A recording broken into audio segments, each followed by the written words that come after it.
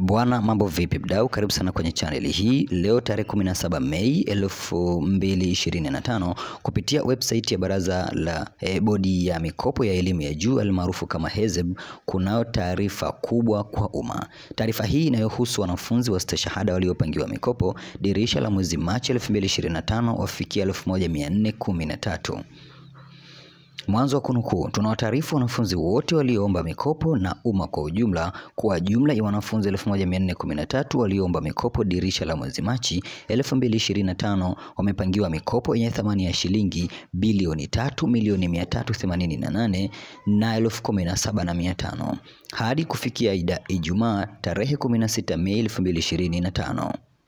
Idadi hiyo ni ongezeko la wanafunzi 5,400 kutoka wanafunzi 873 ambao tulitangaza kuwapatia mikopo yenye thamani ya shilingi bilioni 1,944,922,500 katika taarifa tuliyotangaza tarehe 5 Mei 2025. Katika mwaka huu wa masomo 2024-2025, jumla ya wanafunzi 9,144 wa stashahada wamepangiwa mikopo yenye thamani ya shilingi bilioni 23,981,542,101.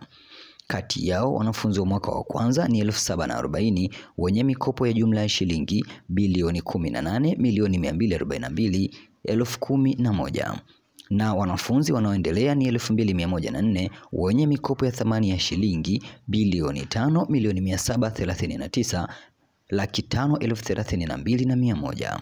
Kupitia taarifa hii, upangaji wa mikopo kwa mwaka 2024-2025 umekamilika kwa wanafunzi wa stashahada. Taarifa hii imetolewa na Mkurugenzi Mtendaji, Bodi ya Mikopo ya Wanafunzi wa Elimu ya Juu, Jumamosi Mei 17, 2025. Hivyo mwisho wa kunukuu taarifa hiyo, lakini cha kuongezea ni kwamba kupitia taarifa hiyo pia bodi wametangaza ya kwamba kuanzia mwaka 2020 katika msimu unaoanza 2025-2026 kigezo kikubwa cha mikopo itakuwa ni namba ya NIDA. Kwa hiyo kila mwanafunzi ambaye anajiandaa kwa ajili ya mikopo hiyo, hakikisha unapata namba ya NIDA, kwa sababu baadaye itakuja kukuletea shida ama kukusumbua wakati wa maombi ya mikopo hiyo.